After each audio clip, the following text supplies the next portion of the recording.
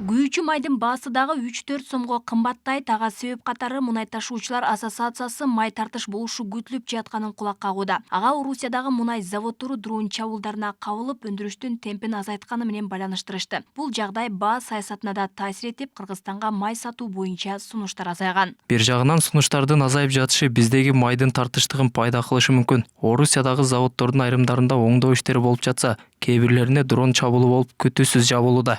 Орусия биринчи кезекте ички керектөөсүн камсыз кылмайынча башкаларга да бербейт. Кыргызстанга бензиндин 95% Орусиядан алынып келинет. Ага байланыштуу майга болгон тартышты кооптондуруп турат. Ал арада акыркы бир апта ичинде эле өлкөдө күйүүчү майдын баасынын өскөнү сезилерлик байкала баштаган. Алсак АИ 92 үлгүсүндөгү бензин литри 70 сомдон ашты.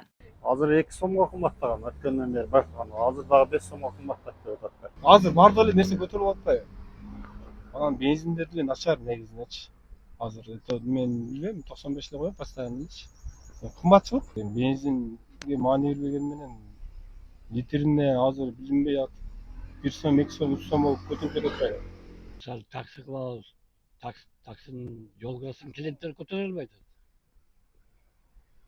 Биз айткан мааны көтөрбөй атат да. Клиенттер бензин менен иши жок да, мисалы. Бензин кымбаттаса баардык товарлар кымбаттайт. Bir жерден экинчи жерге жеткириш үчүн техника керек, бензин менен жүрөт. Баардыгыбызга эле оор болот, бензин кымбат. Бензиндин кымбатташы менен бардык тармактарда баалардын өсүшү күтүлөт. Мындан улам мамлекет өз кезегинде альтернативдүү кадамдарга барышы кажет дешет. Өлкө күйүүчү майлоочу майларды алып келүүдө импортко көз каранды. Ал себептүү бензиндин баасы Орусиядагы дөң баага жараша аныкталып коюлуп келген. Зат катары алып келип өзүбүздү кайра иштетишибиз керек. Мына ошондо гана биз баасын төмөндөтө алабыз.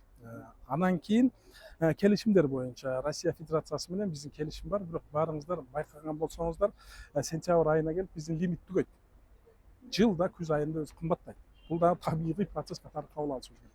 Ал эми аны ошол бааны өсүүнүн токтотуу жолдору бул бирден бир ошол биринчи азыркы учурда келишимдерди жаңылоо, кайрадан баягы квоталык негизде келишим түзүү, биринчи Россия Федерациясы менен, экинчи жаныбызда турган Казакстан менен дагы келишимдерди мамлекет деңгээлде келишимдерди кол коюп, импортты көбөйтө турган болсок, анда кандайдыр бир деңгээлде бааны өстүрбөй коюшубуз мүмкүн. Өлкөдө күйүүчү майга болгон жылдык керектөө 1,5 миллион тоннага чейин. Анын дээрлик 90% Орусиядан сатып алынса, калганы Казакстандан импорттолот. Алмагүл Эркебай кызы, Маруш Шакиров, Ош ТВ.